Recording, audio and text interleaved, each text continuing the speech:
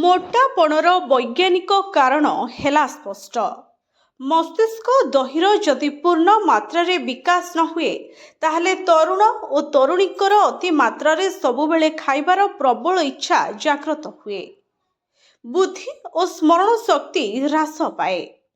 ତେବେ ମସ୍ତିଷ୍କର ଅସ୍ୱାଭାବିକ ବିକାଶ ଯୋଗୁଁ ଯାହା ପାଏ ବ୍ୟକ୍ତି ଖାଇ ଚାଲେ। ଫଳରେ ବଢ଼ିଥାଏ ମୋଟାପଣ। ପରେ ରୋଗାଗ୍ରସ୍ତ ହୋଇଯାଏ ଜୀବନ। ଲଣ୍ଡନର କିଙ୍ଗ କଲେଜ ବୈଜ୍ଞାନିକ 14ରୁ 23 ବର୍ଷ ବୟସର 1000 ଯୁବକ ଯୁବତୀଙ୍କ ବ୍ରେନ୍ ଏମ୍ଆର୍ଆଇ କରି ଏପରି ନୂଆ ତଥ୍ୟ ଆବିଷ୍କାର କରିଛନ୍ତି। ବିଶେଷଜ୍ଞଙ୍କ ମତ, ମା ଗର୍ଭରେ କିମ୍ବା ସମୟ ପୂର୍ବରୁ ଜନ୍ମ ନେଇଥିବା ଶିଶୁର ଅପପୃଷ୍ଟି ରହିଲେ ଏପରି ହୋଇଥାଏ। ଡାକ୍ତରଙ୍କ ପରାମର୍ଶ ଅନୁସାରେ ନିୟମିତ ଔଷଧ ସେବନ କଲେ ଏସବୁ ରୋଗୀଙ୍କୁ କିଛିଟା ଆରୋଗ୍ୟ କରିହେବ।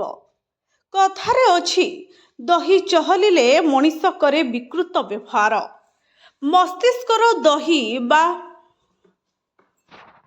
ମସ୍ତିଷ୍କର ଦହି ଦୁର୍ବଳ ଥିଲେ ବ୍ୟକ୍ତିଙ୍କ ମଧ୍ୟରେ ଅଧିକରୁ ଅଧିକ ଖାଇବାକୁ ଇଚ୍ଛା ବଢ଼ିଥାଏ। ଏହା ମସ୍ତିଷ୍କର ଏକ ପ୍ରକାର ରୋଗ ମଧ୍ୟ ହୋଇପାରେ। ଭୋକ ଥାଉ କି ନଥାଉ ଯେତେବେଳେ ଯାହା ଚାହିଁଲେ ଖାଇ ପକାଏ। ତେବେ ଲଣ୍ଡନର କିଙ୍ଗ କଲେଜ ବୈଜ୍ଞାନିକମାନେ ଲଣ୍ଡନ, ଆୟର୍ଲାଣ୍ଡ, ଫ୍ରାନ୍ସ, ଜର୍ମାନର 14ରୁ 23 ବର୍ଷ ବୟସର 1000 ତରୁଣ ଓ ତରୁଣୀଙ୍କ ବ୍ରେନ୍ ଏମ୍ଆର୍ଆଇ କଲା ପରେ ଏହି ନୂଆ ତଥ୍ୟ ବର୍ତ୍ତମାନ ସାମ୍ନାକୁ ଆସିଛି।